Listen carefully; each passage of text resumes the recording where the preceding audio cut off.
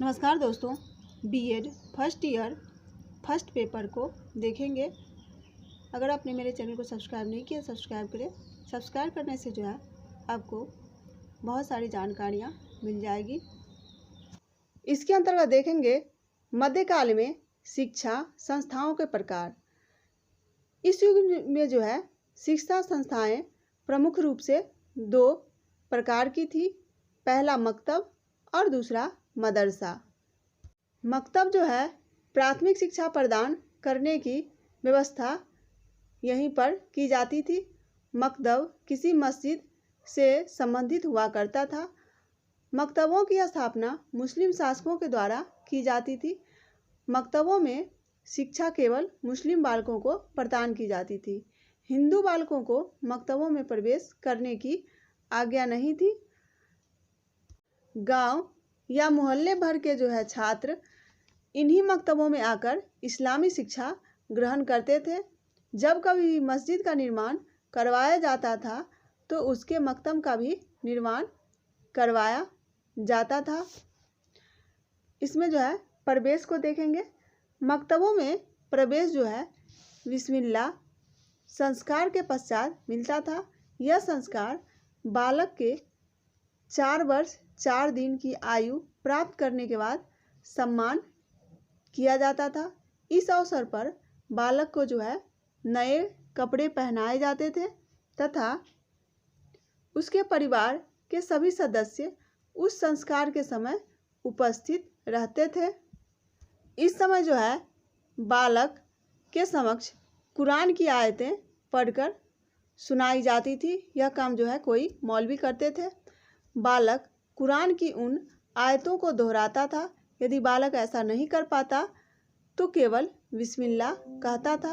इस प्रकार जो है यह संस्कार पूर्ण हो जाता था। अब देखिएगा मकतब का जो है पाठ्यक्रम।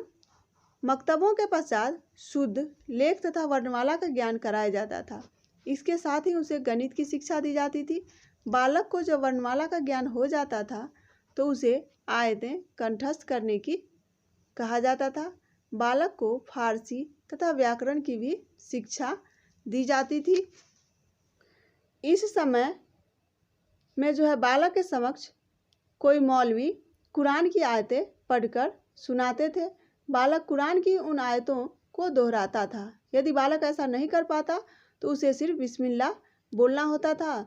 इस प्रकार जब वो बिस्मिल्लाह बोल लेता था तो यह संस्कार पूर्ण माना जाता था। इसके बाद है मकतब में पाठ्यक्रम। मकतबों में जो है प्रवेश के पश्चात शुद्ध लेख तथा वर्णमाला का ज्ञान कराया जाता था। इसके साथ ही उसे गणित की भी शिक्षा दी जाती थी। बालक को जब वर्णमाला का ज्ञान हो जाता था तो उसे आयतें कंठस्थ करने को कहा जाता था। बालक को फारसी तथा व्याकरण की भी शिक्षा दी जाती थी। बालक को मकतब में पढ़ते समय फारसी के कवियों की कविताएं, पैगंबरों की जीवनियाँ तथा मुस्लिम फ़कीर के जीवन की घटनाएं पढ़ाई जाती थी। इसके बाद जो है मकतब में शिक्षण व्यवस्था जो था वह सर्वप्रथम उच्चारण करना जो है सिखाया जाता था। इसमें उसको शुद्ध उच्चारण करना आवश्यक था। उच्चारण के पश्चात कलमा रटाया जाता था। जब कलमा रट लिया जाता था तो बालक को कुरान की आयतें रटने को कहा जाता था।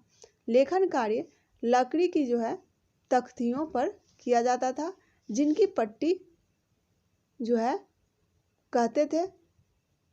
लेखन में सरकंडों की जो है कमल प्रयोग में लाई जाती थी। सबसे अंत में जो है कलम से कागज पर जो है लिखाया जाता था। मकतब के बाद जो है मदरसा आता है। मदरसा जो था उच्च शिक्षा का केंद्र हुआ करता था। बालक मकतब की शिक्षा समाप्त करने के पश्चात जो है मदरसे में प्रवेश लिया करते थे। मदरसा उस स्थान को कहते हैं जहाँ शिक्षा भाषण विधि से दी जाती थी। मदरसा में जो है शिक्षण का विधि मौखिक हुआ करती थी। अध्यापक मौखिक शिक्षा के द्वारा शिक्षा दिया करते थे। तर्क विधि से शिक्षा धर्म, दर्शन तथा तर्कशास्त्र को जो है दी जाती थी। मदरसा में शिक्षा का माध्यम अरबी तथा फारसी था और धार्मिक शिक्षा में जो है वहाँ पर प्रमुख रूप से दी जाती थी। इसमें कुरान की आयतें कंठस्थ कराई जाती थी। आयतों की जो है आलोचनात्मक व्याख्या भी की जाती थी।